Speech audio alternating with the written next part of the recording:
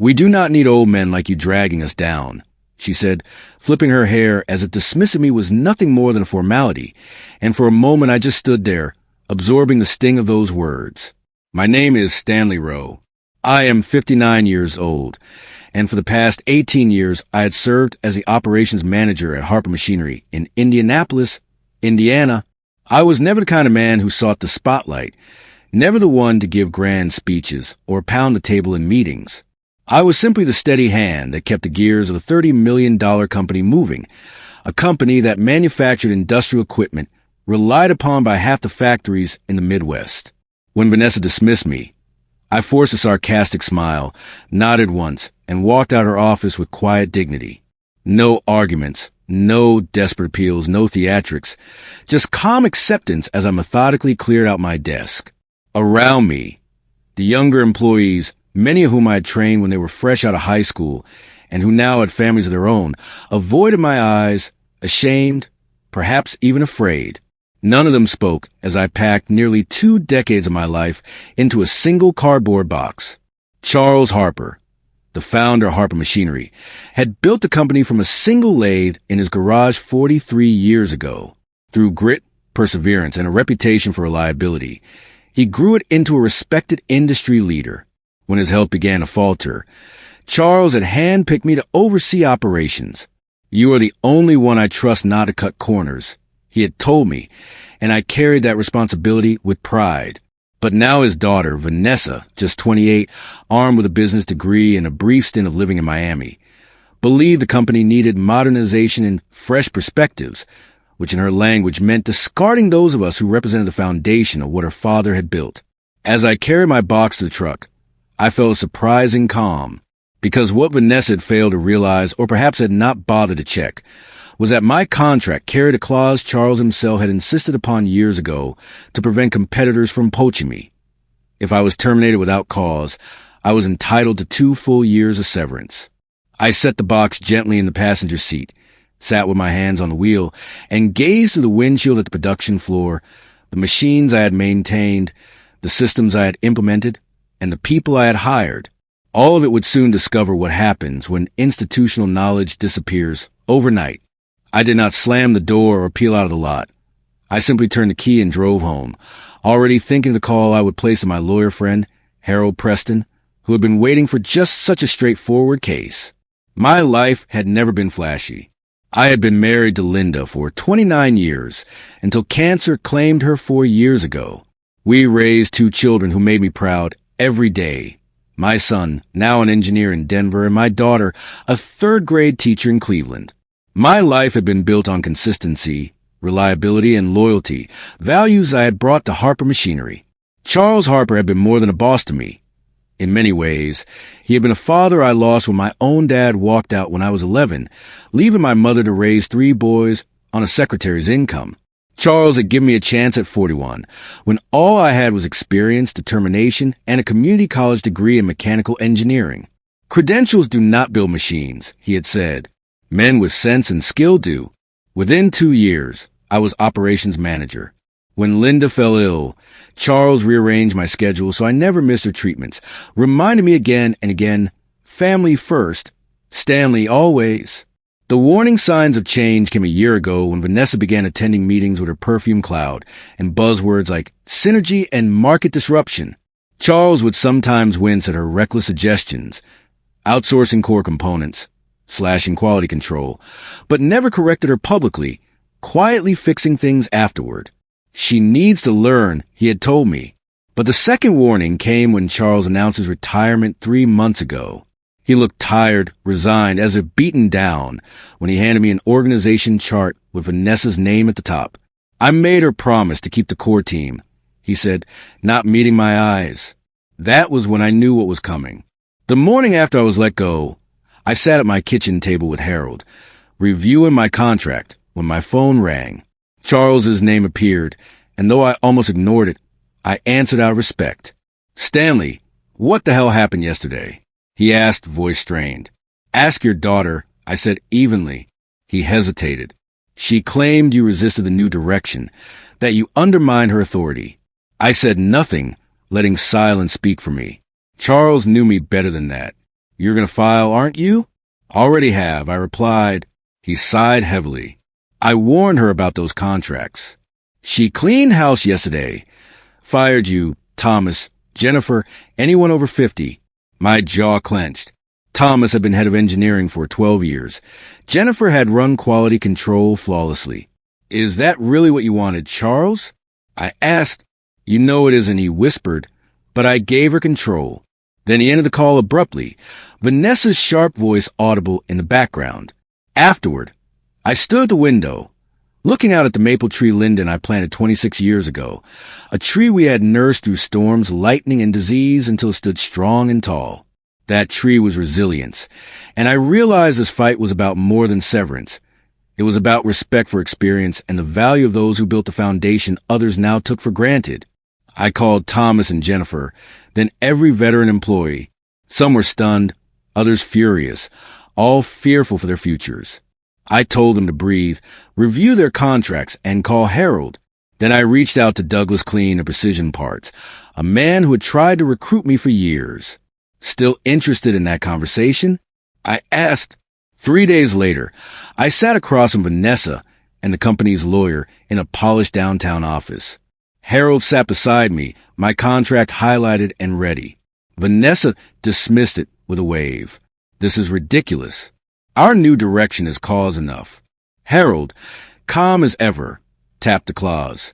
Termination without cause requires severance equal to 2 years' salary, approximately $320,000 in Mr. Rowe's case.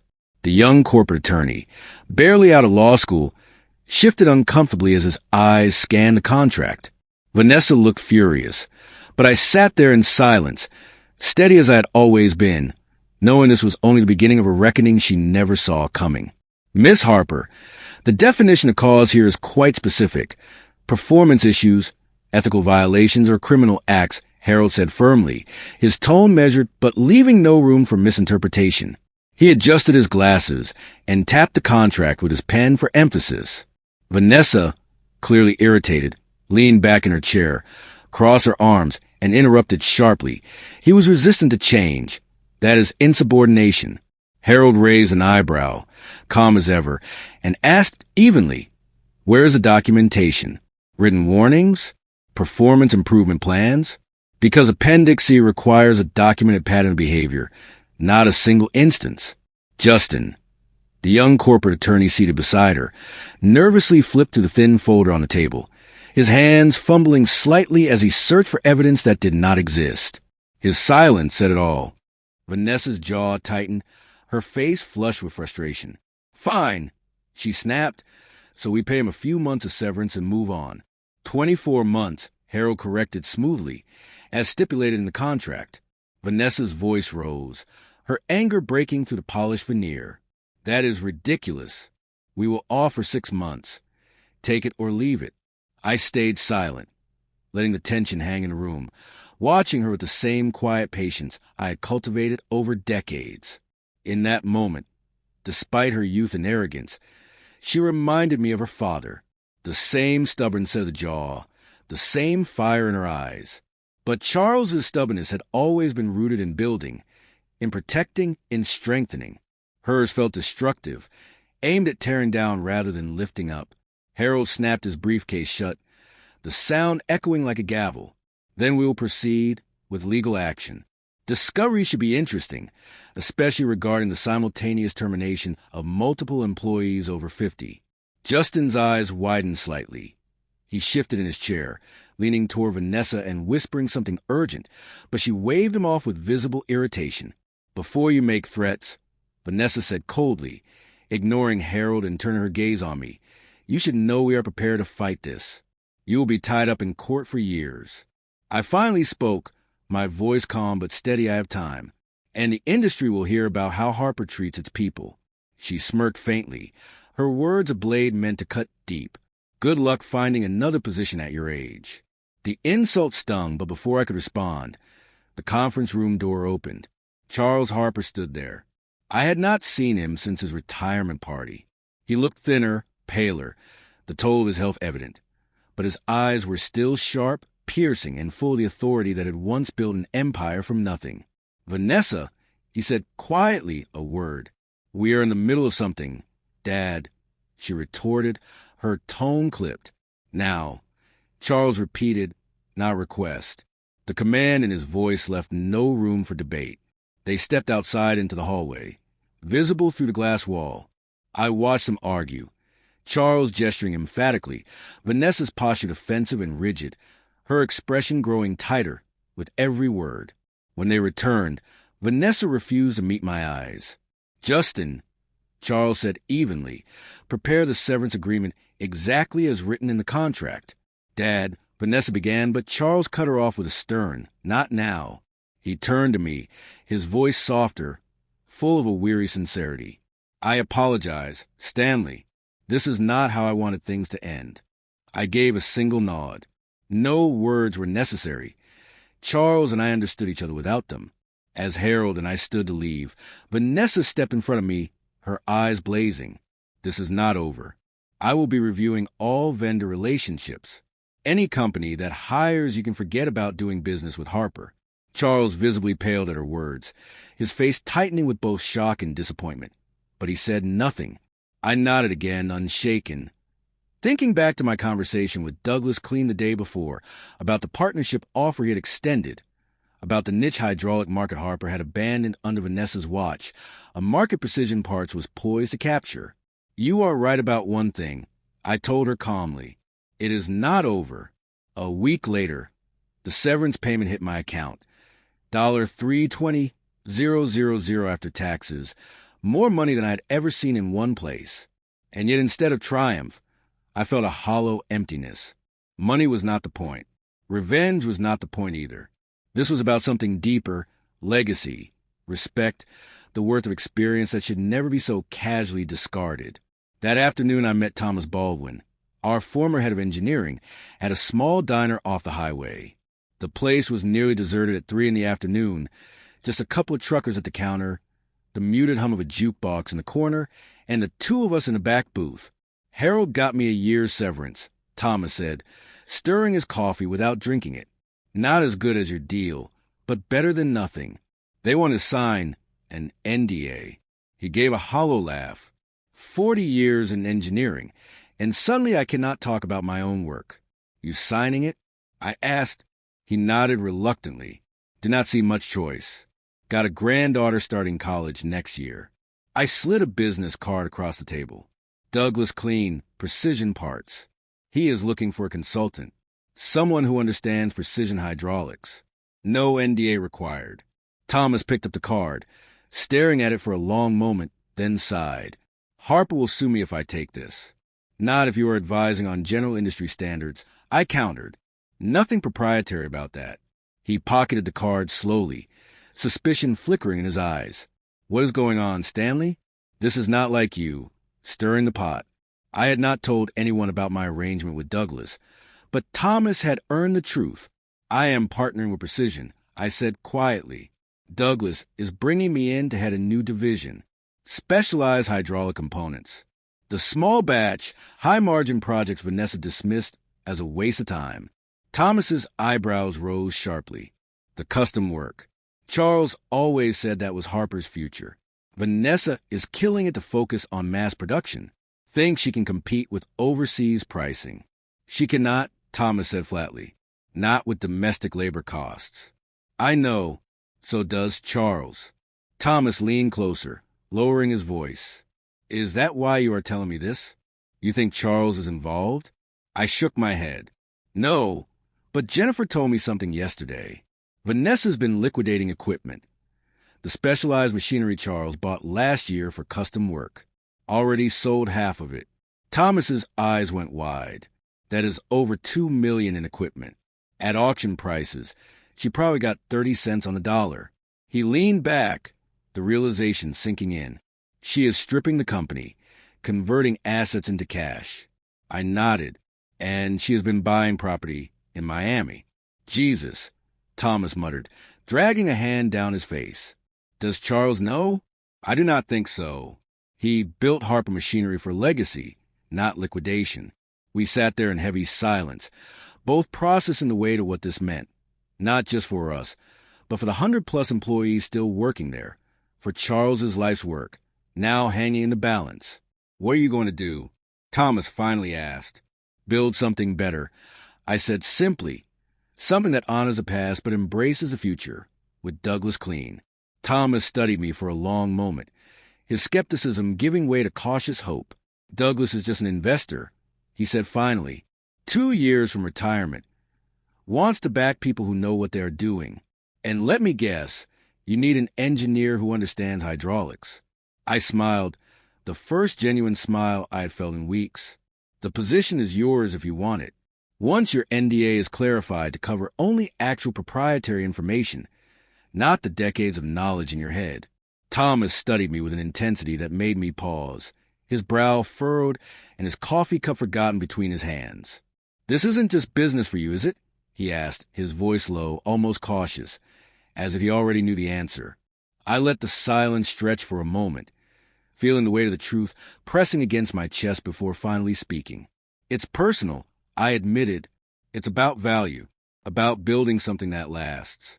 That's all I've ever wanted to do.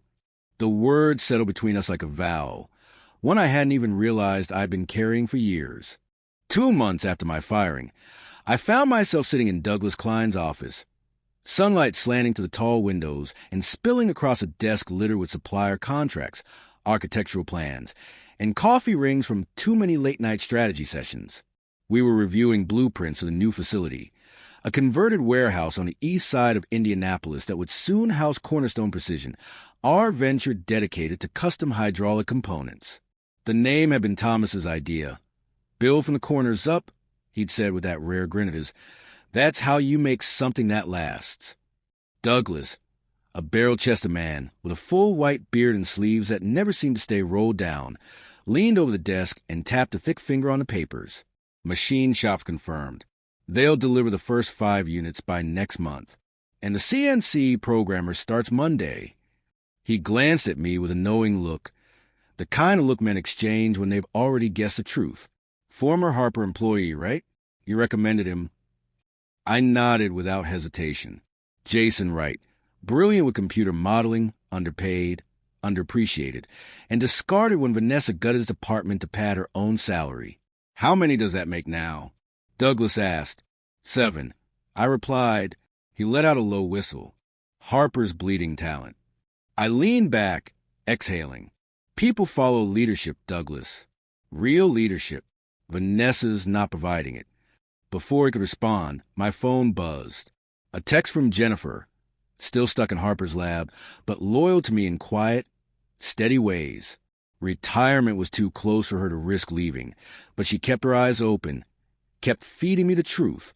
This time was a photo of an internal memo, production delays, quality control failures, 3 major clients threatening to terminate contracts over missed deadlines.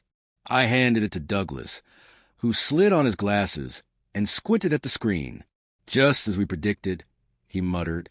The brain drain's hitting output already. I pocketed the phone, but there was no joy in it. Harper wasn't just a company. It was people, men and women I'd known for years, people with mortgages, with kids, with dreams. Their pain wasn't my victory. We should reach out to Midwest Manufacturing, I said. They'll need stability, and we could be ready in 60 days. Douglas nodded, scribbling a note. Meetings already on the books. Their managers are eager to talk. I rose and drifted to the window, overlooking the warehouse floor below. The space was alive with motion. Workers anchor machines, sparks flaring from welds. The birth of something new.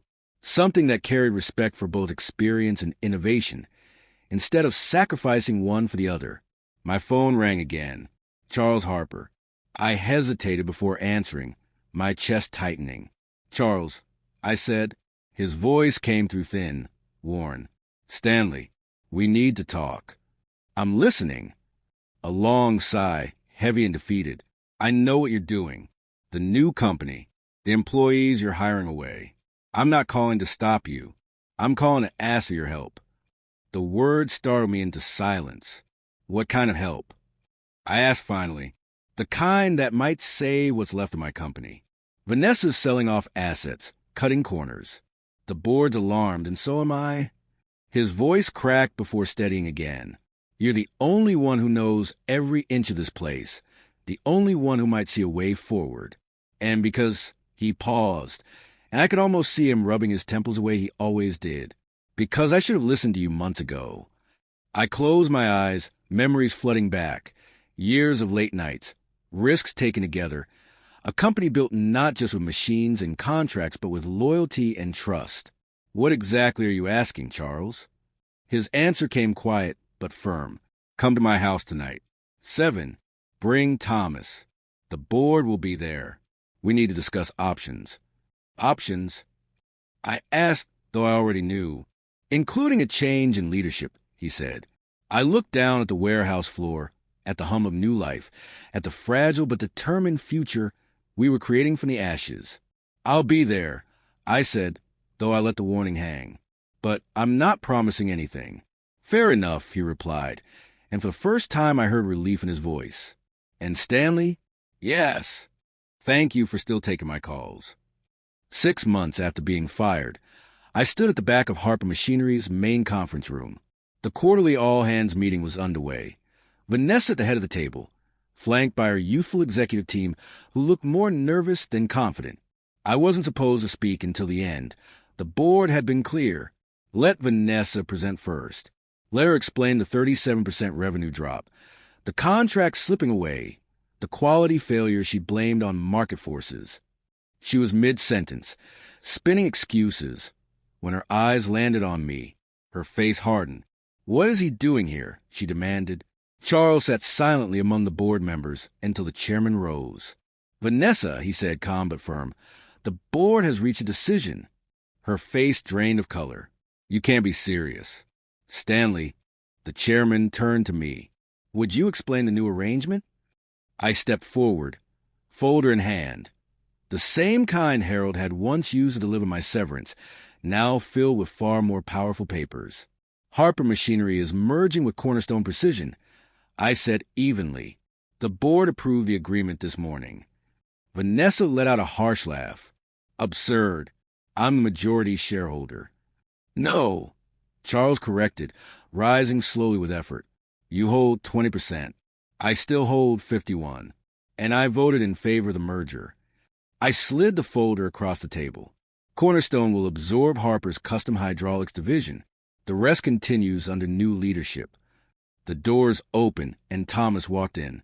My leadership, he said. Vanessa's hands trembled as she flipped through the documents. This is business. I finished. Nothing personal. A year later, I stood on the observation platform in our expanded facility. Machines thrummed below, a steady symphony of progress. Charles joined me, leaning on his cane, thinner but with eyes alight again. He handed me a report. Quarterly numbers. Best in 5 years. I scanned them. Profits rising, patents filed, retention stabilized. Harper's legacy reborn through Cornerstone's vision. Vanessa called, he said softly, from Miami, starting a consulting firm. Asked me to invest. Will you? I asked. He shook his head. Told her to come back here. Start at the ground. Learn the way you did, the way I did. She hung up, but she called back this morning. He smiled faintly. Maybe there's hope yet. Below us, Jason trained new programmers. Jennifer inspected parts with sharp precision. Thomas sketched designs by hand before digitizing them. Experience and innovation, side by side, building not just a company but a future. Charles sighed. When I wrote that severance clause into your contract, I never imagined this. I smiled faintly. Neither did I. We stood together in silence, watching the company we'd built from sweat and stubbornness thrive again. Some lessons are costly, but the ones that shape us, the ones that endure, are always worth the price.